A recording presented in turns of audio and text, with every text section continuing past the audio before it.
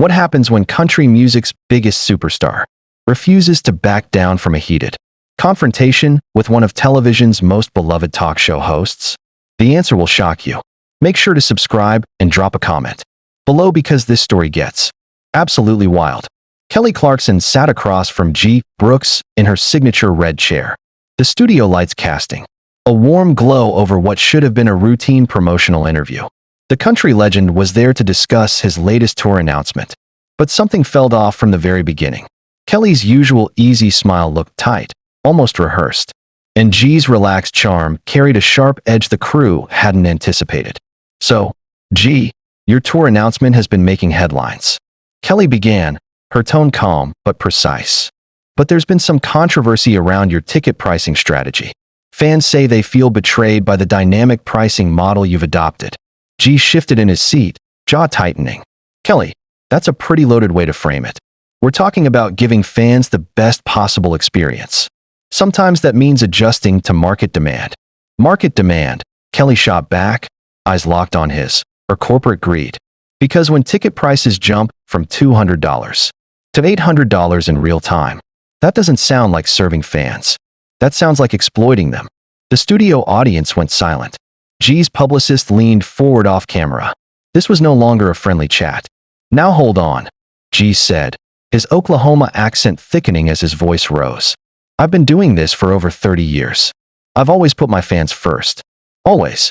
Accusing me of exploiting them is insulting."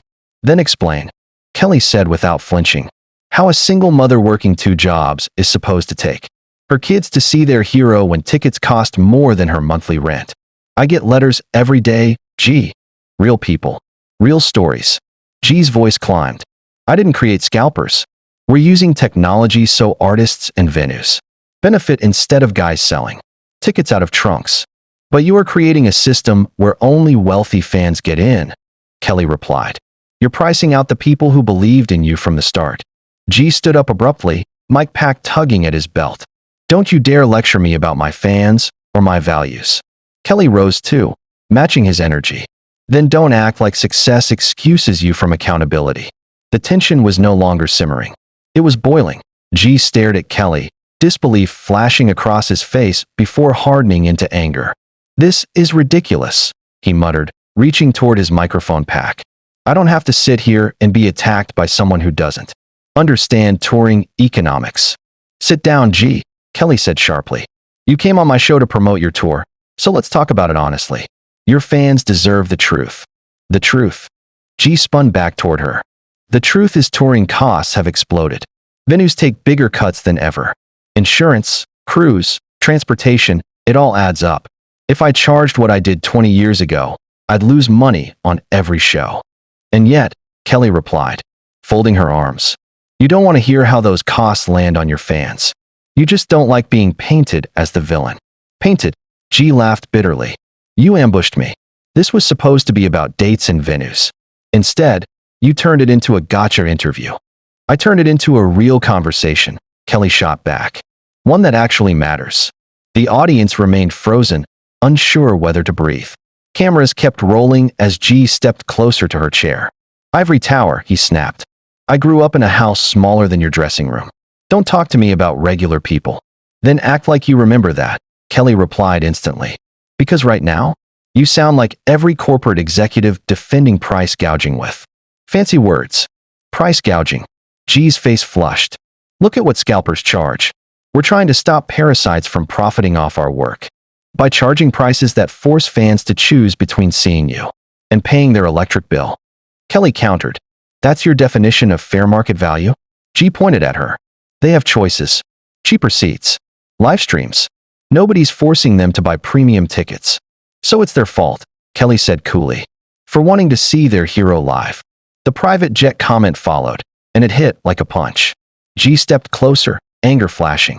"You think I forgot where I came from because I don't ride a bus for 16 hours anymore. I think you forgot what it feels like to save for months just to afford a ticket." Kelly replied. "If you remembered that, you wouldn't defend a system like this. When's the last time you worried about rent?" G fired back. "Or stretching a grocery bill." "That's not the point," Kelly snapped. "The point is responsibility. When people look up to you, You don't get to shrug and say, "That's the market."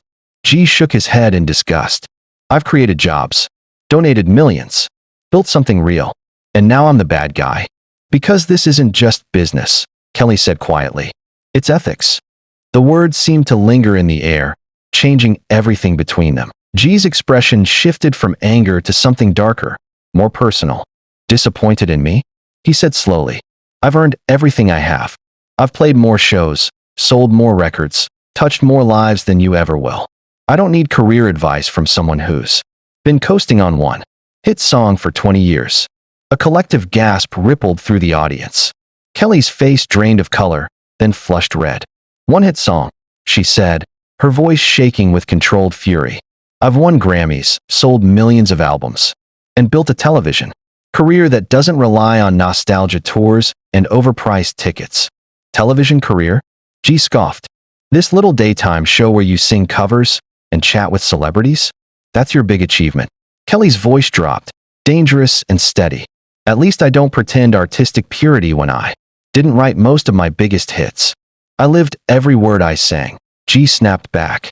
"Every small-town story, every struggle. Can you say the same? Or are you just playing America's sweetheart from your Hollywood mansion?" "Hollywood mansion?" Kelly shot back. "I live on a ranch raising my kids, trying to stay grounded. Meanwhile, you charge working families a week's salary to hear songs about their lives. Don't you dare turn this into a morality contest," G said, pointing at her. "You invited me here to tear me down." "I asked legitimate questions," Kelly replied. "If defending your choices feels like character assassination, maybe that says something." "You host a talk show," G roared. "I built an empire. An empire your fans can no longer afford to be part of," Kelly said, stepping closer. "That's not success. That's selling out." The word hit him hard. "I have never sold out," G insisted. "Everything I do is about sustainability. Sustainable for everyone except your fans," Kelly said coldly. "They're still welcome," G argued. "Live entertainment costs money. And when did spectacle matter more than connection?" Kelly pressed. "Why not strip it back to the music? Because $50 tickets don't pay for arenas." G replied, exhaustion creeping into his voice. "They don't pay for the people who depend on me." Kelly shook her head slowly. "So you're trapped in a system you built. Don't psychoanalyze me." G snapped, though the fire was fading.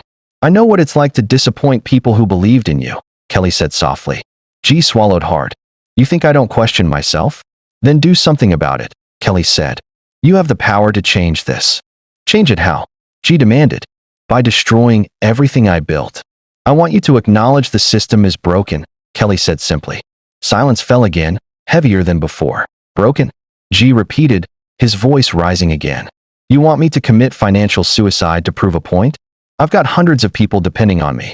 Contracts, venues, insurance, investors. You think I can just ignore reality?" "I think you can stop hiding behind it," Kelly replied. "Not once today have you acknowledged that your fans might actually have a point." "My fans?" G said sharply. "You mean your letter writers? Have you verified any of these stories? Or are you just taking anonymous complaints and turning them into an attack on my entire career?" Kelly's face went pale. "Are you calling me a liar on my own show?" "I'm saying maybe you're being used," G said quietly. "Maybe someone wants to damage my reputation, and you walked right into it." The accusation detonated between them. "That's paranoid," Kelly shot back. "This isn't a conspiracy.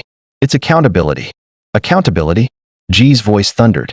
"This is a hit job, and I'm done." He reached for his mic, but Kelly stepped in front of him. "You don't get to walk away," she said firmly. "You came here to talk to your fans." "I don't answer to you," G snarled. "You're just chasing ratings. And you can't handle being challenged," Kelly replied, ice in her voice. "Move," G said through clenched teeth. "No," Kelly said. "Finish the conversation." He looked around the studio. Cameras rolling. Audience frozen. "Fine," he said. "When this airs and your ratings spike, remember you chose controversy over compassion. I'll still be selling out arenas. While you explain why guests cancel after seeing how you treat people." Kelly absorbed the blow, then fired back. "And when you count the money, remember the fans who can't afford to make memories at your shows anymore. You had a chance to show humanity today, and you chose defensiveness instead." For a moment, neither moved.